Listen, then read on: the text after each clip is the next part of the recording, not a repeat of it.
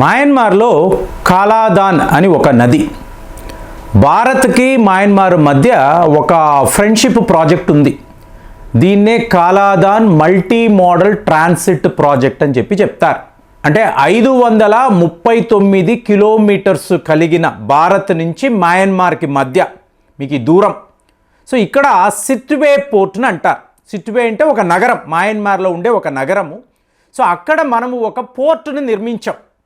ఇంకొక దేశంలోకి వెళ్ళి మనం ఎందుకండి పోర్టు నిర్మించాలి అంటే, ఇక్కడ మీకు నార్త్ ఈస్ట్ వెళితే చిత్ర విచిత్రమైన దృశ్యాలు. మీకు ఎలా ఉంటుందంటే, మీరు భారత్ నుంచి ఒక లారీ అండి, ఈ ట్రక్ నేరుగా వెళ్ళి బంగ్లాదేశ్ సరిహద్దుల్లోకి వెళ్తుంది. బంగ్లాదేశ్ సరిహద్దులు దాటుకొని ఆ దేశంలోకి ప్రవేశిస్తుంది. అక్కడి నుంచి మళ్ళీ భారత్లోకి. చూడండి ఎలా ఉంటుందో. అంటే ఒకప్పుడు ఇవన్నీ కూడా మీకు ఇండియాకు సంబంధించిన ప్రాంతాలు కదా, కాబట్టి ఇండియా, బంగ్లాదేశ్, మళ్ళీ ఇండియా.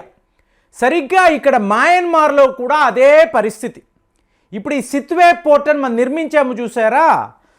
సో మన దేశానికి సంబంధించిన ఒక ఓడ, ఒక కార్గో షిప్ బే ఆఫ్ బెంగాల్లో మీకు ప్రయాణిస్తుంది.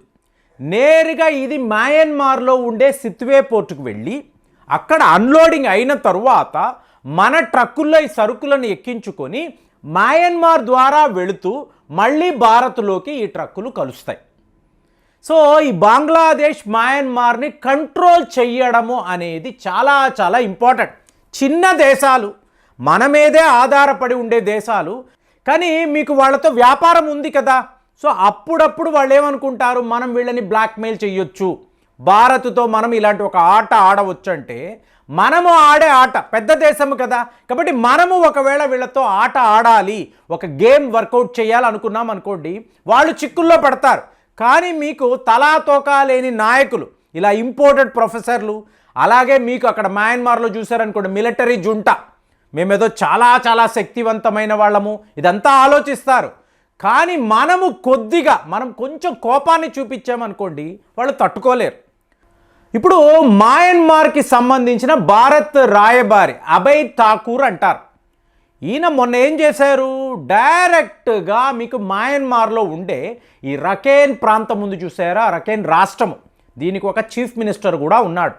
నేరుగా అక్కడికి వెళ్ళారు. ఎందుకు వెళ్ళారు, అక్కడే సిట్వే పోర్ట్ అనేది ఉంది. సో వెళ్ళడము ఇవాళ ఒక్కసారి ప్రపంచమంతా కూడా ఉలికిపడి ముందు బంగ్లాదేశ్ వాళ్ళు, ఎందుకంటే ఈ రఖైన్ అనబడే ప్రాంతాన్ని ఇవాళ అరకన్ ఆర్మీ వాళ్ళు పాలిస్తున్నారు. సో అక్కడ ఉండే చీఫ్ మినిస్టర్ కూడా అరకన్ ఆర్మీకి చెందిన వ్యక్తే. ఇది మీరు ఎలా చూడాలి అంటే, ఇప్పుడు చూడండి టిబెట్ అని మాట్లాడతాం. టిబెట్ యొక్క అసలు సిసలైన ప్రభుత్వం ఎక్కడ ఉందండి, భారత్లో ఉంది, హిమాచల్ ప్రదేశ్లో ఉంది. దీన్ని వీళ్ళేమంటారు, గవర్నమెంట్ ఇన్ ఎక్సైల్ అంటారు. ఎక్సైల్ కాదండి, అదే వాళ్ళ ప్రభుత్వం. ఎందుకు, దలైలామా గారే భారత్లో నివసిస్తున్నప్పుడు ఈయనే కదా టిబెట్ యొక్క సుప్రీం లీడర్. అప్పుడు ఇదే నిజమైన గవర్నమెంట్. కానీ చైనా వాడేం మాట్లాడతాడు, టిబెట్ను మేము పరిపాలిస్తున్నాము, ప్రభుత్వం ఎక్కడ ఉందంటే భారత్లో ఉంది. అలాగే మీరు బంగ్లాదేశ్ అన్నారు అనుకోండి, షేక్ హసీనా గారు ఏం మాట్లాడతారు, ఇవాళ వరకు నేనే బంగ్లాదేశ్ యొక్క ప్రధానమంత్రి. ఈవిడెక్కడ ఉన్నారండి, ఢిల్లీలోనే ఉన్నారు, మన దేశంలోనే ఉన్నారు. అలాగే ఇప్పుడు మయన్మార్ కూడా, ఈ మయన్మార్ యొక్క అసలు సిసలైన పాలకులు ఏమంటారు, మాది మిలిటరీ జుంటా అంటారు. కానీ మనం ఏం చేస్తున్నాము, ఇదే మయన్మార్లో రఖైన్ జిల్లాలో మీకు అక్కడ ఉండే చీఫ్ మినిస్టర్ని కలిస్తే మయన్మార్కి మాకు ఎటువంటి సంబంధము లేదు, సో మాది విడి దేశము, విడి పరిపాలన. మరి అలాంటి దేశానికి మీరు వెళ్తున్నారు, మన రాయబారి వెళ్తున్నారు అనుకోండి, బంగ్లాదేశ్ వాళ్ళకి ఎలా ఉంటుంది, ఈ రఖైన్ ప్రాంతంలో ఉండే రోహింగ్యా ముస్లిమ్స్ అంతా కూడా అరకన్ ఆర్మీ వాళ్ళు తరిమి వేశారు. వాళ్ళందరూ ఇవాళ బంగ్లాదేశ్లో ఉన్నారు. సో ఇంత ఒక క్రిటికల్ పాయింట్లో మనము అరకన్ ఆర్మీకి సపోర్ట్గా నిలబడ్డాం. ఇది ఎలా ఉంటుందంటే, రష్యాకు యుక్రెయిన్కి యుద్ధము అన్నప్పుడు ప్రపంచమంతా కూడా రష్యాకు వ్యతిరేకంగా వెళ్ళారు, శాంక్షన్స్ అన్నారు. కానీ మనము ఎవరితో ఉన్నాము, ఇదే రష్యాతోనే ఇవాళ కూడా స్నేహపూర్వకంగా ఉంటున్నాం. అంటే మనకు మన దేశానికి ఏది అవసరమో బాగా తెలిసి ఉండడం, ఆ క్లారిటీ ఉండడం. దాంతో ఈరోజు మనము మయన్మార్లో ఉండే రఖైన్ ప్రాంతంలో అరకన్ ఆర్మీ వాళ్ళ నాయకులను కలిసి, వాళ్ళ చీఫ్ మినిస్టర్ని కలిసి, మీకు ఏం కావాలి, మా ఓడలు ఈ సితువా పోర్టు ఖచ్చితంగా వస్తాయి, మీరు ఆపకూడదు. అరకన్ ఆర్మీకి మేము టోటల్ సపోర్ట్ చేస్తున్నాము, మీకు ఎంత ఫండింగ్ కావాలి, ఎలాంటి లాజిస్టిక్స్ ఇన్ఫ్రాస్ట్రక్చర్ కావాలి చెప్పండి. వాళ్ళు అనేది ఏంటి, మాకు ఒక విడి దేశం కావాలండి. అరకన్ ఆర్మీ కోసం ఇక్కడ ఒక విడి దేశాన్ని మేము సృష్టిస్తాము, మీరు సపోర్ట్గా నిలబడాలి. భారత్ ఉంది అంటే బంగ్లాదేశ్ ఏం మాట్లాడలేదు, చుట్టుపక్కలంతా ఎవరుంటారు, ఓన్లీ ఇండియానే. కాబట్టి మీరు మాకు సపోర్ట్గా నిలబడండి. ఈ కాలాదాన్ అనబడే ప్రాజెక్ట్ ఉంది చూసారా, ఎన్ని ఓడలు మా దేశము దాకా వచ్చినా, ఈ రఖైన్ ప్రావిన్స్ దాకా వచ్చినా మేమైతే ఆపము. ఇదేనండి గేట్వే, ఇదే క్రిటికల్ పాయింట్.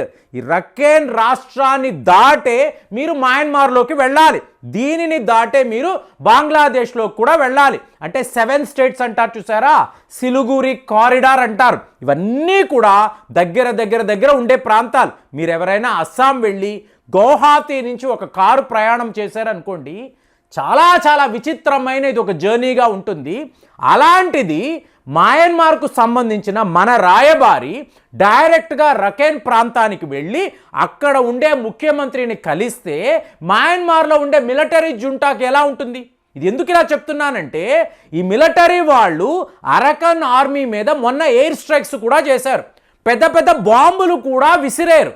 మరి అలాంటిది అంత హాస్టైల్ టెరిటరీలోకి మన రాయబారి వెళ్ళడం ఏంటి?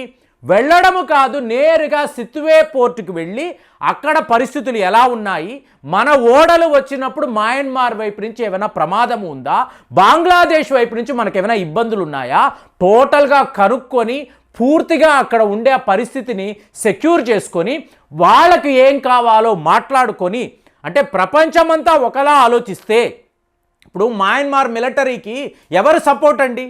చైనా వాడు సపోర్ట్. కానీ అరకన్ ఆర్మీకి ఎవరు సపోర్టు? మనము నిలబడ్డా. ఎందుకంటే రఖైన్ ప్రాంతాన్ని సెక్యూర్ చేయాలి. సో ఇంత పెద్ద విషయం అంటే చాలామందికి తెలియదు, మయన్మార్ బంగ్లాదేశ్ ఇక్కడ ఈ గ్రామాలు ఉంటాయి చూసారా, వాళ్ళకి ఆహారము అనండి, ఫ్యూయల్ అనండి, మీకు మందులు, వ్యాక్సిన్స్ ఇవంతా ఏంటి ఈ కాలాదాన్ ప్రాజెక్టు ద్వారానే జరుగుతాయి. అంటే భారత్ మీద వాళ్ళు ఎంతలాగా ఆధారపడి ఉంటారో చూడండి. ఆ గ్రామస్తులకు ఇండియా అంటే ఒక బిగ్ బ్రదర్. భారత్లోకి ఏదో ఒక రకంగా వచ్చి మనం బతికేసేవచ్చని అనుకునే వాళ్ళు లక్షల మంది ఉంటారు. ఇప్పుడు రోహింగ్యాస్ వీళ్ళు అరకన్ ఆర్మీ వాళ్ళు తరిమి వేశారు. వాళ్ళు బంగ్లాదేశ్లోకి వెళ్ళాలా, భారత్లోకి రావాలా అని చెప్పి చాలా పెద్ద లెవెల్లో ప్రయత్నాలు చేస్తారు. బంగ్లాదేశ్లోకి వెళితే ఏ ప్రయోజనం లేదు. అదే భారత్లోకి వచ్చారు అనుకోండి, వాళ్ళు మతము కూడా మార్చుకొని ఆధార్ కార్డు, ఓటర్స్ ఐడి ఇవి సంపాదించి ఇండియాలో సెటిల్ అయిన వాళ్ళు లక్షల మంది ఉంటారు. కాబట్టి మీరు చెప్పండి, మన రాయబారి ఇవాళ మయన్మార్లో ఒక వార్ ఫీల్డ్, అది లిటరల్గా అక్కడ యుద్ధము జరుగుతుంది, అక్కడికి వెళ్ళి బంగ్లాదేశ్కి ఒక హెచ్చరిక, అలాగే మీకు ఇక్కడ మయన్మార్ యొక్క మిలిటరీకి కూడా ఒక హెచ్చరిక జారీ చేసి మేము అరకన్ ఆర్మీతో ఉన్నాము, వాళ్ళకి ఏం కావాలన్నా కూడా మేము చెయ్యగలము, కుదిరితే మీరు ఆపుకోండి అని చెప్పేసి వెనక్కి రావడము చాలా పెద్ద విషయము. మరి అలాంటి పని మన అంబాసిడర్ అభయ్ ఠాకూర్ చేసేసి వచ్చారు. మీడియాలో ఎక్కడా కూడా ఈ వార్తలు కనిపించడం లేదు. కానీ మీకు మినిస్ట్రీ ఆఫ్ ఫారిన్ అఫైర్స్ లిటరల్గా ఇలాంటి పని మనం చేసామని ఒక నోటీస్ని కూడా వాళ్ళు జారీ చేశారు. మరి ఈ వార్తలు మీరు విన్నారా? ఒక దగ్గర యుద్ధము అన్నప్పుడు అక్కడ మనము వెళ్ళి ఆ పరిస్థితిని చక్కబెట్టుకొని వెనక్కి రావడము ఎంత పెద్ద విషయమో చూడండి. ఈ పని మన అంబాసిడర్ చేసి చూపించారు కదా. మరి దీని మీద అసలు మీ కామెంట్స్ ఎలా ఉన్నాయి ఒక్కసారి తెలియజేయండి. మళ్ళీ వచ్చే వీడియోలో కలుద్దాం. జై హింద్.